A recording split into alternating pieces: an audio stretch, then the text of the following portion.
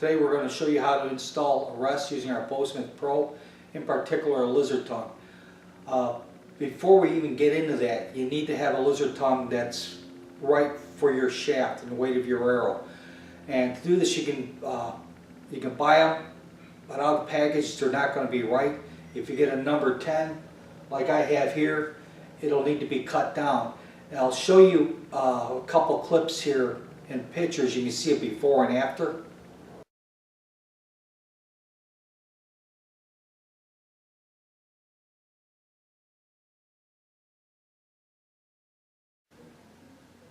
Okay, we've zoomed in here to show you what we're talking about with this rest. This is a Hamsky and it is disconnected, so it is all the way up.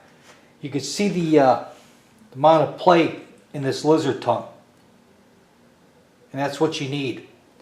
See, our lever vial is showing that the knock is high in this.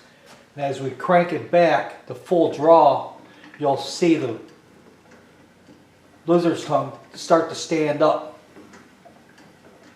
And with full draw, or a little before, it's right there, it's all the way up. We set our shaft in, draw the bow back, and what you want is you want the the shaft to stay at full draw all the way up.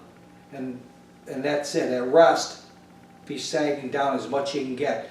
If you do overcut one, there is no big deal. Buy a couple of them, you know, because you're probably going to wreck one to start with. But it's worth doing. And what you get is, in the end, you get a bow that shoots superb. Your shot, instead of being, you know, with these fat boys, there's no spine to them. So you need something to help compensate. If you shoot up a stiff rest and you're off just a tiny bit, it's going to be aggravated. And if you use the right kind of rest, if you get your lizard tongue set perfect, your shot's going to be much closer than it would normally be. Instead of being off a half inch or an inch, you might only be off a quarter. And it is a difference between winning and losing tournaments, so it's worth taking time to get right. Okay, now we've got our machine set up here. What we did first is we leveled our top rail. As you can see here, we're using a bench mount, and this is nice. It really does work good. But we set our top rail level, then we set our bow in here, and we're going to need a couple things. You're going to need 2 level vials. You're going to need a good string level vial, and you're going to need one for your shaft. And the one for your shaft, you cannot use the clip-ons. They're too heavy. They'll cause the rest to sag, and it makes it difficult to set up. You want very little. You know, want as close to the shooting weight of the shaft as you can get, and that's it. Okay, we got our bow in here. It's set plumb, level, and square. And the last thing we do is we connect our upper limb brace. This locks it into place and holds it as we do our setups here. You'll notice here we've got our safeties installed. A couple things here: you never walk in front of the shaft when you're tuning. If you have to walk in front of the bow, take the shaft out and walk around. Okay, the first thing we're going to do here, after we got it all set here, we're going to crank the bow back once or twice. And this is what this is going to do. This is going to verify that we have no movement. Okay, we'll crank the shaft back, and I'll show you a little trick here. On our sliding block here, there's a little set screw that holds this thing in place. Loosen that up and let your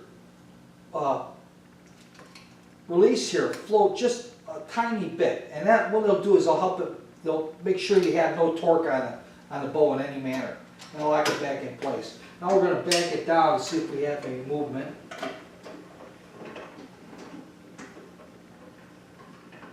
Notice we keep our level vial close to the cams. This helps so there's no twist on the string.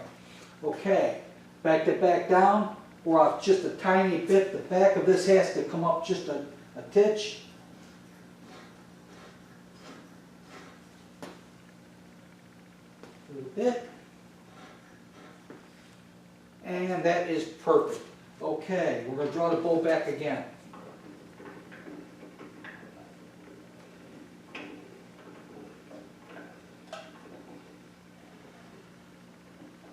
and let her back down.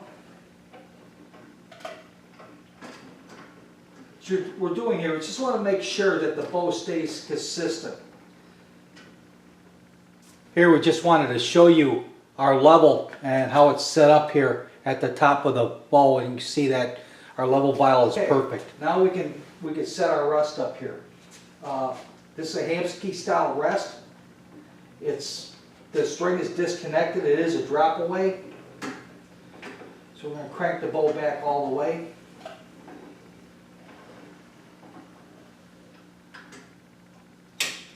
Okay, our shaft here is off just a tiny bit, so what we're going to do is we're going to loosen the set screw on our rest, and I'm going to dial this up just a little bit, just a little more.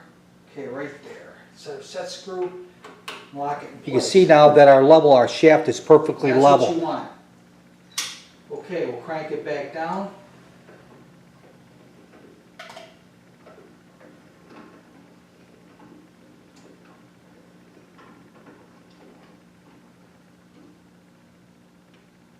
There, make sure there's no, move your rest up, your release up so there's no pressure on the string. Check your vial on top here, and if you can see this, it is perfectly level. Again, so that means we are good. Last thing we want to do now would be to set our center shot, which on this bow I use 13/16, and it's right on the money, don't need to move it. So this bow is ready to paper tune, or you can take it to the field and shoot it, it'll be right on the money. If paper tuning, we're talking about a 1/16 of a turn right or left to get our center shot dialed in, and up or down it should be right on the money within a 1/16 also. If it's any more than that, start looking at your bow and make sure nothing else is, you don't have out of time or something going on. Okay, we've hooked our string back up to our Hamsky. As you can see here, our rest is all the way down, and as we crank the bow back, it'll come back to a shooting position. Right there, it's all the way up at full draw. Now as we shoot the arrow, as arrow leaves the bow, right about there, and that's about 1/4 to 1/3 of the shaft as it starts falling away slowly. And right there is totally clear. And that allows your fletching to clear, giving you the best of both worlds. A very well set up lizard tongue combined with a drop away rest, absolutely the best. Okay, there's just one more thing we can do with our Bowsmith Pro, setting up our rest.